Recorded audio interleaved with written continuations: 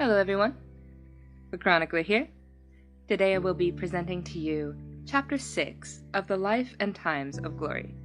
If you've missed my other chapters, or would like to revisit them, you can find them here in my Storytime playlist, and you can always follow along on my website at c9prod.com. Without further ado, allow me to present to you The Life and Times of Glory, Chapter 6, Tales in King Cole's Palace.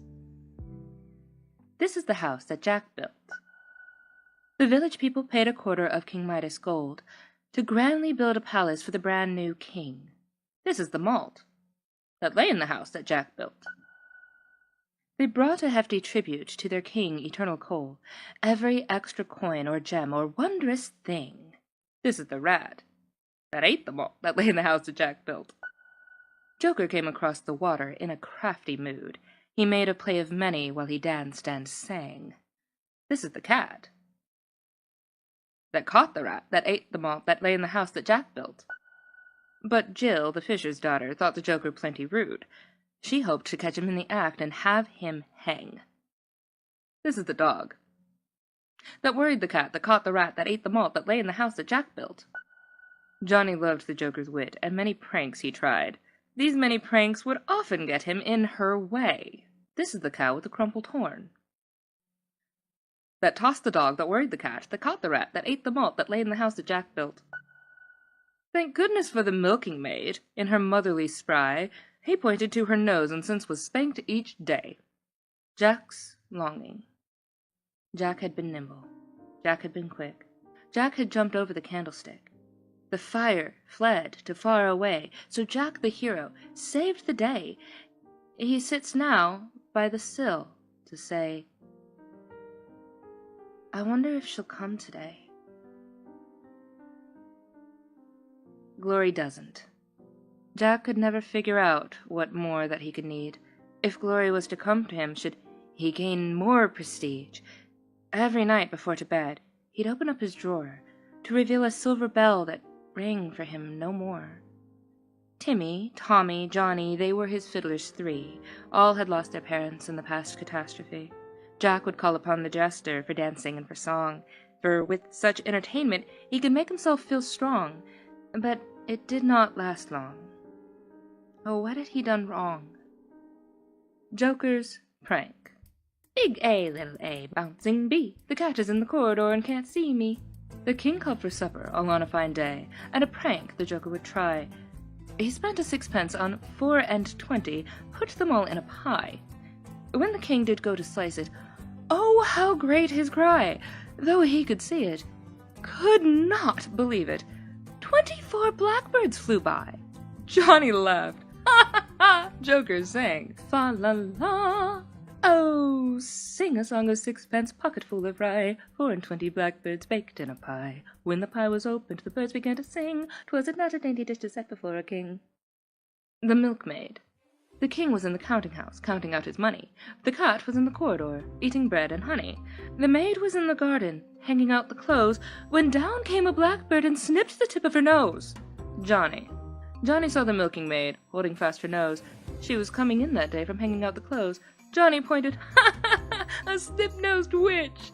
The milkmaid grabbed him by the ear and gave his rump the switch. Timmy. Timmy Stout would run about if only his legs allowed it, but he can play music each day, for Toymaker endowed it. Jill. I am ever far from home, though near I have returned. I will ever stay alone, as once again I'm spurned. Cat from the White Kingdom. Would you please come to my side, for I have read the letter from King Klaus. Here within my palace you shall evermore abide, as I could use one who could catch a mouse. Timmy and Jill. A fiddle for your daughter, a fiddle for your son. I'll fiddle in a fiddle in until my tune is done. Timmy saw the cat one day sitting on her sill. Would you like to hear me play? I'm not tired still. The cat looked to Timmy, put a smile on her face. Thank you. What a perfect time and quite the perfect place. Jill ponders. Oh, how I wish I could keep music in my room to sleep. I know. I'll marry a man someday if only music he can play. I won't be my father's daughter. Yea, I will not be his Jill. I will be a fiddler's wife, and I'll have music as I will.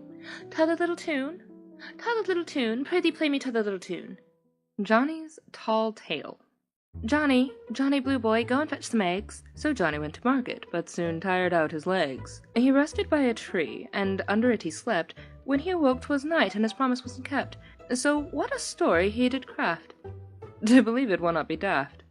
As I went out to market, all on a dainty day, I met the finest ram, sir, that ever fed on hay. Upon hay, upon hay, upon hay, the finest ram, I say. This ram was fat behind, sir, and certainly before. This ram was 10 yards round, sir, no less, and nary more, no less, and nary more, a great ram, I am sure. The horns that grew from his head, sir, they were a wondrous high. As I can plainly say, sir, they quite near reached the sky. The sky, the sky, the sky, oh, this ram, I say, oh my. The tail that grew from his back, sir, was 6 yards and an ell, and it stopped me to go to market at the sounding of the bell. The bell, the bell, the bell, oh, I could not pass, as you can tell. So I was scared. How it weakened my legs. Because of this ram, I could not get the eggs. Foolish Tommy. Foolish hearty Tommy Lin kissed the maids a-milkin', fa-la-la, and with his merry daffing, he ran off a-laughing, ha-ha-ha. Tommy and Bess went to market for flour, milk, and eggs. Tommy was a fiddler, Bess a milking maid. "Thank you, lazy Johnny, for this fine walk on a Sunday," said Tommy to Bess. "Wilt marry me on Monday?" Johnny can't help it. Johnny and Timmy went out to play when Bess passed them by. Tommy came a touch behind, his face not held so high. Timmy asked the matter, and when Tommy said why, Johnny could not help but laugh so hearty he could cry. See, what shall I see? A clumsy bull's head where his tail should be. Tommy isn't happy. Tommy thought it quite a nuisance staying with those boys. He stole some eggs to make a few pence and buy himself some toys. As I was going to sell my eggs, I met a man with bandy legs. Bandy legs and crooked toes, I tripped up his heels, and he fell on his nose. Joker's Prank 2. Young King Cole was a merry young soul, and a merry young soul was he. He called for his pipe, and he called for his bowl, and he called for his fiddlers 3. Oh, how the cat loved music, but could not carry a tune. She longed to play the pipe, or yea, the fiddle for the moon. The only sound she ever found that she could e'er play well was tucked inside a secret drawer, a lovely silver bell. The Joker thought he might be kind and give the cat a fiddle. "But I can't play," she did remind. He gave his finger a twiddle. "And never fear, oh darling Jill, it plays a magic tune. Was it not your dearest wish, playing music for the moon? This instrument," he lied, "will play the clearest melody at moonlight's touch, so that you'll best even the fiddler's 3. In truth, she did not heed him at first, but a cat's curiosity can be a curse. She took the fiddle and wished for the best, while Joker set the stage for the rest. A feast was set by the jester. He said it would be a surprise. The day was done, the night was young, the moon was in the skies. Jill stepped out with her fiddle, and Jack smiled as she came. Timmy sat beside him, and Johnny did the same. Yet Tommy already finished his food, and eyed the Joker's plate. He was still hungry, wanting seconds, but dared not ask the maid. If Jester and Johnny could play their pranks, then this should be Tommy's turn today. He'd play a prank on the Jester himself, and steal his food away. Jill put the bow to the fiddle to try, and that was the moment it all went awry. Hey diddle diddle, cat can't play the fiddle. The cow was scared up to the moon. The little dog laughed to see such sport, while Joker's dish ran off with his spoon. Jack and Jill. There sits a little kitty, eyes so pretty, with a glistening ocean hue. Oh, what a precious pity while you're sitting by the pale light of the moon. Are you all right? Asked Jack. I know that Jester went too far. It's okay, said Jill. She was staring at a star. Sorry, said Jack. I really did want to hear you play. Jill sighed. I can't. I don't know how. That's all she wished to say. But Jack sat down, took off his crown, and looked up at the sky. I'm glad that you love music too, for certainly so do I. Perhaps too much. That's why one clumsy day I grabbed this bell. He held it up. It's beautiful. It suits you. Very well. She stared at it, then stared at him. But he stared at the ground. However, he said quietly, it doesn't make a sound. But it did before, he added quickly, and my wish is that one day, in the hands of someone fair, this bell will once more play. Jill, silver bell, oh silver bell, will ring with maiden's track. This is why her head's held high, it hangs around her neck. A wonder only she can bring, to make this silver bell now ring. Jack versus Joker. Jack. I wonder if days will stay so calm as this. Joker.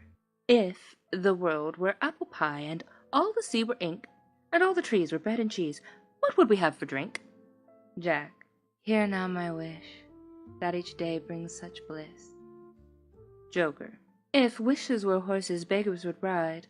If turnips were watches, one would be at my side, and if ifs and ands were pots and pans, there'd be no work for tinkers. The end of Chapter 6. Thank you so much for listening, and I look forward to reading to you Chapter 7, The Pride of the Pied Piper, next week. Stay gorgeous, peeps. Jill, the fisher's daughter, thought the Joker... This is the dog that worried the cat, that caught the rat, that ate the mole. That worried the cat, that ate... Oh no. Oh. That tossed the dog, that worried the dad. Johnny loved the Joker. Johnny loved the Joker. And many playing... Fiddle and a fiddle in... Little A. What? That grew from his backyard.